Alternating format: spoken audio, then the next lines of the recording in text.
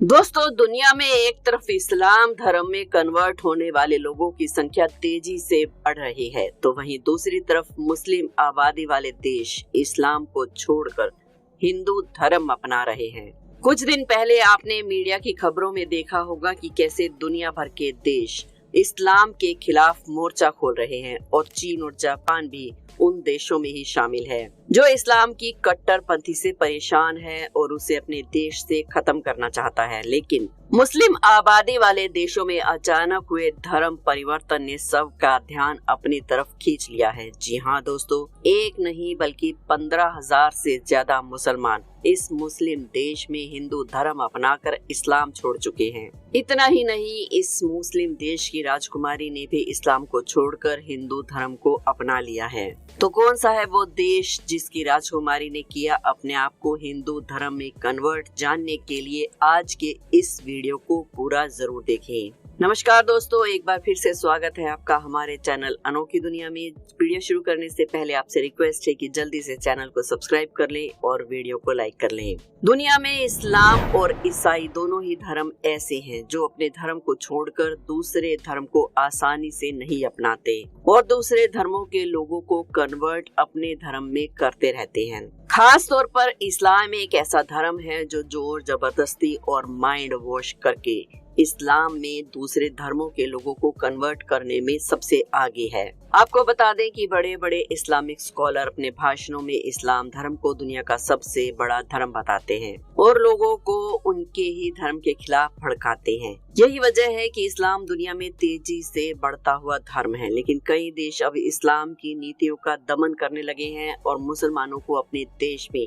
जिहाद फैलाने से रोक रहे हैं। चीन जैसे देशों में मुसलमानों को दाढ़ी रखने और खुले में नमाज पढ़ने की इजाजत नहीं है। यही नहीं, चीन में मस्जिदों को तोड़कर उन पर टॉयलेट और शराब के ठेके खोले जा रहे हैं। इसके अलावा यूरोप के कई ऐसे देश हैं जहां अपने देश का तेजी से हो रहा इस्लामीकरण रोकने के लिए कदम उठाए जा रहे हैं। एक तरफ तो गैर मुस्लिम देश अपने देश में रहने वाले मुसलमानों को यातनाएं दे रहे हैं और इस्लाम के खिलाफ सख्ती से पेश आ रहे हैं, तो वहीं दूसरी तरफ मुस्लिम देशों में भी इस्लाम को मानने वाले लोगों की धज्जियां उड़ाई जा रही हैं। मुस्लिम आबादी वाले देशों में इस्लाम के कट्टरपंथी स्वभाव के खिलाफ खुद मुसलमान भी आवाज उठा रहे हैं। इराक में कुछ महीने पहले महिलाओं ने नकाब पहने और महिलाओं का शोषण करने के खिलाफ सड़कों पर प्रदर्शन किया था और अपने बालों को काटकर ये संदेश दिया था कि वो भी खुली हवा में आजाद घूमना चाहती हैं और अपने फैसले खुद लेना चाहती हैं। इस्लाम की इसी सोच के कारण इंडोनेशिया जैसे मुसलमान आबादी वाले देश में रहने वाले हजारों मुसलमानों ने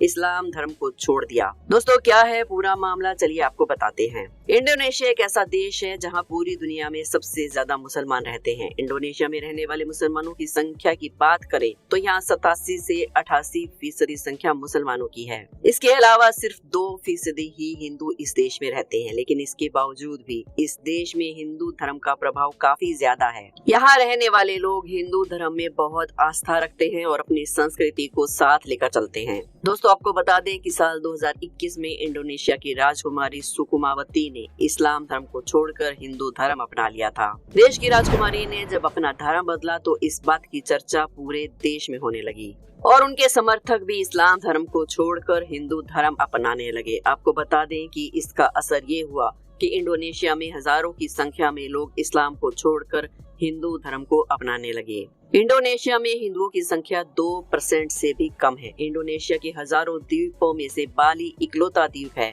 जहां हिंदू ज्यादा संख्या में रहते हैं, लेकिन फिर भी इंडोनेशिया के बाकी हिस्सों में भी हिंदू धर्म को अपनाने के लिए जो होड़ लगी हुई है वो अद्भुत है।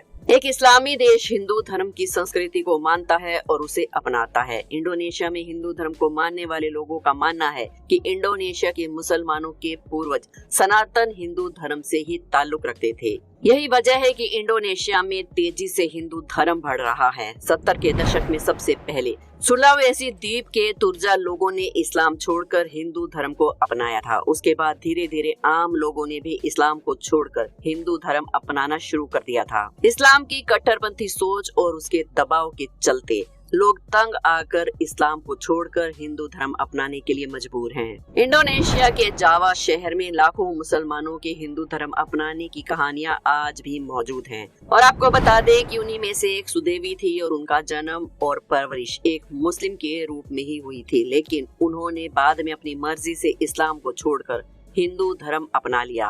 फेमस लेखक रवि कुमार की किताब इंडोनेशिया में पुनरुत्थान में भी इंडोनेशिया में 10 लाख से ज्यादा मुसलमानों के इस्लाम छोड़ने और हिंदू धर्म में लौटने की कहानी बताई गई है। इस किताब में उन्होंने साल 1999 की एक रिपोर्ट का हवाला देते हुए कहा कि सन 1999 की एक रिपोर्ट में national Indonesian bureau of statistics ने ये माना था कि बीते 2 दशकों में लगभग 1 लाख जावा निवासी आधिकारिक तौर पर इस्लाम से हिंदू धर्म में वापस लौट गए हैं। साल 2017 में जावा की राजकुमारी केंजिंग महिंद्रानी ने भी हिंदू धर्म अपना लिया था, जिसके बाद उनके समर्थकों ने भी इस्लाम को छोड़कर हिंदू धर्म में अपनी घर वापसी की थी।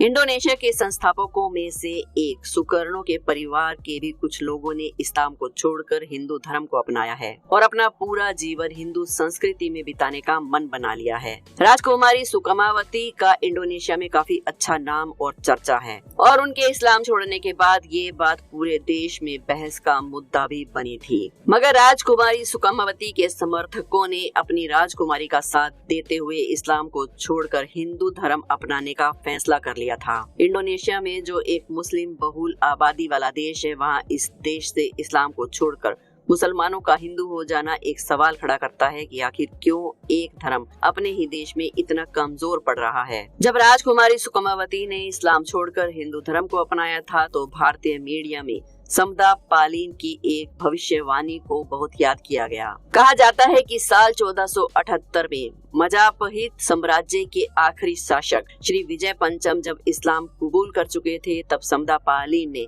राजा को श्राप देते हुए कहा था कि 500 वर्ष बाद प्राकृतिक आपदाओं के दौर में वो पुनः लौटेंगे और हिंदू धर्म को पुनः स्थापित करेंगे। उनकी ये भविष्यवाणी सही साबित हुई और साल 2004 में हिंद महासागर में आई भयंकर सुनामी ने इंडोनेशिया पर बहुत बुरा प्रभाव डाला। इस आपदा में 2 लाख से ज्यादा इंडोनेशियाई लोगों ने अपनी जान से हाथ धो दिया। इंडोनेशिया पर एक बार फिर से प्रकृति की मार पड़ी और साल 2006 में जब एक बार फिर से हिंद महासागर में आए भूकंप की वजह से 5000 से ज्यादा लोगों की जान चली गई। इसके बाद फिर जावा में भयंकर भूकंप आए और ऐसी कई ही घटनाओं की वजह से इंडोनेशिया में रहने वाले लोग समदा पालीन की भविष्यवाणी को याद करके डर जाते हैं, इसीलिए वो अपना धर्म बदल कर वापिस हिंदू धर्म को अपनाना चाहते हैं। इंडोनेशिया के मुसलमानों का इस तरह से हिंदू धर्म में कन्वर्ट होना इस तरफ इशारा करता है कि किसी तरह से हिंदू धर्म के भूले भटके लोग सत्य सनातन धर्म को कभी नहीं भूलते और इंडोनेशिया के लोगों को मालूम है कि उनके पूर्वज तुर्की या मुगल नहीं थे,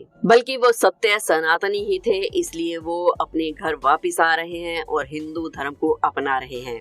दुनिया भर के ज्यादातर लोगों को ये एहसास हो चुका है कि हिंदू धर्म ही सत्य धर्म है और जो अध्यात्म हिंदू धर्म में है वो किसी दूसरे धर्म में नहीं है। हिंदू धर्म सिर्फ एक पंथ नहीं बल्कि एक विशाल सागर है जिसमें कई विचारों और कई सिद्धांतों का मेल है। हिंदू धर्म में आने वाले हर व्यक्ति को आत्मा की शांति का सुकून मिलता है, इसीलिए अब देश विदेश में हिंदू धर्म का ही डंका बज रहा है। फिर चाहे वो श्री राम हो या भगवान कृष्णा, इस्कॉन के रूप में जापान, रूस और न्यूयॉर्क तक जैसे देशों में अब हिंदू धर्म पैर पसार रहा है और लोग इसे खुले दिल से अपना रहे हैं, क्योंकि सिर्फ यही एक ऐसा धर्म है जिसमें अध्यात्म है, मन की शांति है, सुकून है। सनातन धर्म का एक वैकल्पिक नाम ही है हिंदू धर्म। सनातन का अर्थ है शाश्वत और सदा बना रहने वाला, अर्थात जिसका ना आदि है और ना अंत। हालांकि इतिहासकारों की माने तो हिंदू समुदाय का आरंभ सिंधु घाटी की सभ्यता से लगभग समानांतर माना जाता है।